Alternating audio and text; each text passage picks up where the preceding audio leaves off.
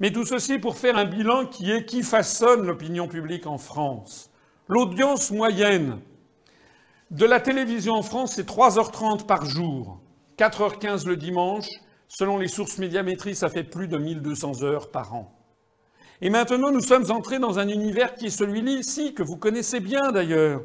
C'est l'univers où la population française est placée dans un état d'hypnotisme. C'est-à-dire que désormais, il n'y a plus de discours politiques qui tiennent. Il n'y a plus de raisonnement politique qui tiennent. Maintenant, nous avons une population qui est complètement hypnotisée par un petit écran qui fait passer des messages subliminaux, vous le voyez d'ailleurs, où l'on traite de tout sauf des vrais problèmes. On le voit d'ailleurs, quelle place est laissée aux questions essentielles sur l'avenir de la France. Qui vous parle comme je vous ai parlé? Qui vous présente notre histoire récente? Qui vous présente la stratégie de domination américaine sur l'Europe et sur la France? Qui vous parle de ce que la France a été un très grand État, une grande puissance indépendante et souveraine? Qui est-ce qui vous en parle encore? La place laissée aux questions essentielles sur l'avenir de la France, aucune. Alors pourquoi aucune? Eh bien aucune parce que tout simplement, les médias sont détenus par quelques intérêts très circonscrits. TF1, par exemple, est possédé par Bouygues. Alors on entend les gens de gauche dire « Ah, on voit Sarkozy sur TF1 parce que Sarkozy est l'ami de Bouygues ». Mais ne vous inquiétez pas, Sarkozy est l'ami de Bouygues, mais Bouygues, il est l'ami aussi de François Hollande, de Moscovici, il est l'ami de tout le monde. Le problème, il n'est pas là. Le problème, c'est que le Bouygues est possédé à hauteur de 20% de son capital par Capital Research and Management American Funds, qui est un fonds de pension qui gère notamment les pensions, les retraites des fonctionnaires de Californie. Et donc, TF1 jamais ne peut relayer le type d'information que je vous donne. De la même façon, le groupe Lagardère, qui possède Europe 1, qui possède Paris Match, qui possède Aujourd'hui, qui possède le Journal du Dimanche, qui possède une partie du journal Le Monde, qui possède une partie des NMPP, les nouvelles messageries de la presse parisienne qui permettent de monter ou de tuer un journal. Il suffit de le mettre en devanture ou de le retirer de la devanture. Si vous retirez un journal de la devanture, il ne se vend pratiquement plus. Il perd 95% de ses ventes s'il n'est plus en devanture. Donc celui qui possède les NMPP a un pouvoir colossal sur la formation de l'opinion publique en France. Eh bien Lagardère, ça sonne bien français, oui, mais plus de 60% du capital de Lagardère sont détenus par des investisseurs institutionnels étrangers, comme on dit, et notamment des Américains. Mon chapitre 2, c'est ce que j'appelle la présélection médiatique des futurs gouverneurs des États soumis à la domination euro-atlantiste.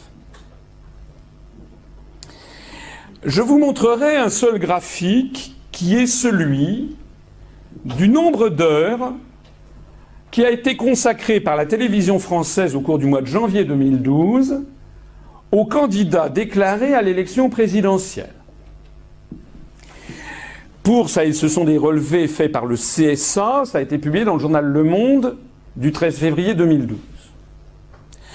Nous avons eu, selon ces statistiques officielles, celui qui est passé le plus souvent sur les 10 chaînes de télévision. TF1, France 2, France 3, Canal, Arte, M6, LCI, iTélé, BFM Télé et France 24. Sur ces 10 chaînes de télévision, au cours du mois de janvier 2012, M. Hollande est passé 3626 minutes en cumulé, c'est-à-dire plus de 62 heures. Puis M. Sarkozy est passé 3450 minutes. Ce qui est assez curieux, c'est que pour le président de la République encore en exercice, il est passé moins à la télévision que son challenger socialiste. Comme si les détenteurs des médias avaient déjà décidé de qui devait être élu et il fallait faire de l'entertainment. Il fallait permettre aux Français de faire comment dirais-je, un changement de majorité pour rire. capitaliser la volonté des Français qui n'en pouvaient plus de Sarkozy en leur offrant la tête de Sarkozy, de façon toute symbolique, bien entendu, pour mettre un Sarkozy bis. C'est le système américain, hein. Républicain, démocrate, républicain, démocrate, républicain, démocrate, républicain, voilà. Ce qui est intéressant, c'est qu'en troisième position, au mois de janvier, c'était M. Bayrou, avec 913 minutes. C'est-à-dire à peu près 15 heures. Il y a quelque chose déjà qui est fascinant. Qui décide qu'il y ait un tel gouffre entre les deux premiers et le troisième? Est-ce que dans la Constitution de la République française, il est prévu que seul le candidat présenté par le Parti socialiste d'une part, l'UMP d'autre part, ont droit, dès le début, à 4 fois plus de temps de télévision que les autres? Ou 10 fois plus, ou 50 fois plus? Qui l'a dit? Est-ce que c'est écrit dans la Constitution? Alors ça, c'était Bayrou. Puis, Madame Le Pen, 722 minutes, c'est-à-dire 12 heures. Puis, Monsieur Mélenchon, qui a eu droit à 568 minutes, c'est un peu moins de 9 heures. Un peu moins de 10 heures. Puis, Madame Eva Joly, de EELV, 484 minutes, c'est-à-dire à peu près 8 heures. Et puis, ensuite, M. Morin, qui ensuite d'ailleurs a abandonné, c'était le ministre de la Défense. D'ailleurs maintenant il donne des cours de cuisine dans sa cuisine sur Internet. M. Morin a eu droit à 202 minutes. Puis M. de Villepin. M. de Villepin, qui voulait être candidat, a eu droit à 186 minutes, c'est-à-dire 3 heures. Je fais un nouveau arrêt sur image. Comment se fait-il que M. de Villepin, qui était le seul ancien Premier ministre à vouloir se présenter, quand même, le seul ancien chef de gouvernement, ancien ministre des Affaires étrangères, donc qui avait quand même, on ne peut pas dire que c'était un plaisantin quand même, pas comme M. Morin, pas comme Mme Joly.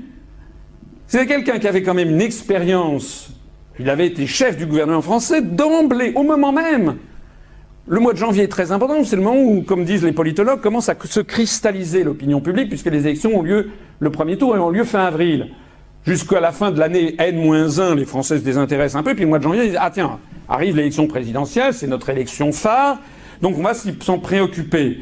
Donc le mois de janvier est capital, notamment capital pour rechercher les 500 parrainages aussi, pour pouvoir être candidat. Vous voyez donc bien qu'il y a quelqu'un, des forces ou des gens qui ont réfléchi et qui ont estimé qu'il était normal que ce monsieur Hollande bénéficie au cours du mois de janvier de 3626 minutes quand monsieur Villepin a eu droit à 186 minutes. C'est-à-dire que, en gros, monsieur Hollande a eu 20 fois plus de temps au cours du simple mois de janvier que monsieur de Villepin. Et puis on continue avec les petits candidats, présentés d'ailleurs comme tels dans les médias. Ce sont les petits candidats. Ah bon? C'est marqué où? Moi j'aimerais qu'on monte dans la Constitution française le concept de petit candidat. C'est exactement ce que les Américains appellent, j'y reviendrai dans un instant, la self-fulfilling prophecy. La prophétie auto-réalisatrice. Parce qu'à force de dire qu'il y a un type, il est génial, Hollande, vous voyez d'ailleurs comment il est génial ce type, hein? Oh là là! Alors Hollande, lui, il a droit à passer 62 heures au mois de janvier, mais les autres, c'est des petits candidats par rapport à lui. Alors, parmi les petits candidats, monsieur Dupont-Aignan, 114 minutes, madame Artaud de Lutte ouvrière, 107 minutes, madame Christine Boutin du Parti chrétien-démocrate, 101 minutes. Il est vrai que madame Boutin, avec son Parti chrétien-démocrate, à part elle-même, on ne sait pas très bien, je sais qu'elle annonce 9500 adhérents. L'autre jour, j'étais à une radio française, petite radio, mais qui est gentille puisqu'elle m'invite. Bon. Qui s'appelle Beurre FM. Et donc il y avait un débat, il y avait le vice-président du Parti chrétien-démocrate, M. Marguin. Et donc je dis à l'antenne, vous pouvez écouter, je dis à l'antenne, oui, nous avons, je ne sais plus combien on avait à l'époque, 2600 adhérents, 2700. Je dis, nous avons 2650 adhérents, quelque chose comme ça. C'est-à-dire que je sais qu'on en a plus que vous, M. Marguin. Vous en annoncez 9500, mais on en a plus. Le type dit, rien. quand même extraordinaire. Je dis à l'antenne, vous montez effrontément, vous dites que vous avez 9500 adhérents. En fait, on en a plus, nous, avec 2006, on en a plus que vous. Le type, il n'a pas pipé, hein, non, oui, oui. Il n'a pas réagi. C'était tellement évident. Elle a quand même eu droit à 101 minutes. Puis après, il y avait Madame Corinne Lepage. Alors bon, vous n'êtes peut-être pas tous au courant de la situation politique française. Madame Corinne Lepage, qui est une femme d'ailleurs richissime au passage, 92 minutes. Elle a un mouvement politique qui s'appelle CAP 21. Comme je le dis volontiers, je suppose que le titre de ce mouvement politique CAP 21 signifie que son objectif est d'avoir 21 adhérents. Et puis vous aviez M. Poutou, qui représentait le nouveau parti anticapitaliste, qui a eu droit à 36 minutes. M. Nious de Chasse, Pêche, Nature et Tradition, qui a eu droit exactement à 9 minutes. Et vous avez un bonhomme qui s'appelle Asselineau, qui avait présenté un programme le 6 décembre 2011, de 5 heures, qui figure, et qui d'ailleurs continue à tourner. On a des dizaines et des dizaines de milliers de personnes qui ont visionné ce programme. Eh bien, ce monsieur Asselineau, de l'Union populaire républicaine, a eu droit exactement à 0 heure, 0 minute et 0 seconde. Ce qui est dramatique dans ce graphique, c'est qu'il est l'illustration exacte de ce qu'ont découvert les Américains. Et les études de sociologie venues d'outre-Atlantique depuis maintenant un certain nombre de décennies, d'années, c'est qu'ils ont découvert qu'il y a une corrélation presque parfaite entre le nombre d'heures consacrées à un candidat et le nombre de voix qu'il recueille dans les urnes. D'ailleurs, vous avez ici l'arrivée dans l'ordre au premier tour de l'élection, sauf Bayrou, parce qu'en fait, au deuxième, en février et en mars, vous avez eu M. Bayrou a été un peu puni, puis Mme Le Pen et M. Mélenchon ont été propulsés. Donc en réalité, nous avons eu, enfin si j'avais les statistiques sur l'ensemble de la pré-campagne jusqu'au mois d'avril, vous verriez que nous avons eu exactement le bon résultat. En 1, Hollande, à la fin du premier tour, en 2, Sarkozy, en 3, Le Pen, en 4, Mélenchon, en 5, Bayrou, en 6, Joly, etc., exactement dans l'ordre. Donc ça doit vous... Enfin, ça pose un vrai problème éthique aux électeurs dans les prétendues démocraties occidentales. Parce que ça veut dire que quand vous tenez les médias, et quand vous tenez en particulier la télévision, vous pouvez faire élire un cheval. C'est ce qui s'est passé. On peut faire élire une brêle complète si on arrive à le propulser constamment dans les médias avec des journalistes qui sont des journalistes de complaisance. C'est fait pour. Le troisième chapitre, c'est que parfois ça ne suffit pas. Parfois la présélection médiatique des dictateurs, ou ce que j'appelle les gouverneurs, vous voyez que M. Hollande est un bouchon sur l'océan. Non mais je veux dire, c'est zéro. Enfin, je crois qu'on a rarement vu quelque chose de pareil. Les Français commencent à même regretter Sarkozy. Quand même le faire. C'est à se demander qui sera le suivant. Nous avons des marionnettes au carré. Nous avons les gouverneurs de la province France, de l'empire euro-atlantiste, sont eux-mêmes traités comme des marionnettes par ceux qui lisent des téléprompteurs. Hein? Alors, traité, vous voyez, regardez, vous savez, c'est le coup de la papate, j'y reviens toujours. C'était M.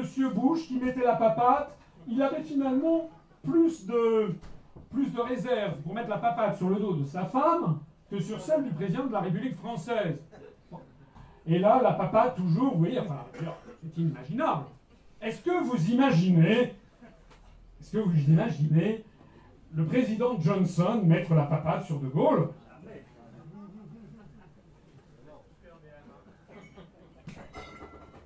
Il n'y a pas que Sarkozy. Parce qu'Obama, il met la papate. Il met la papate sur Hollande, sur notre marionnette au carré. Regardez comme il a l'air niais. Ah.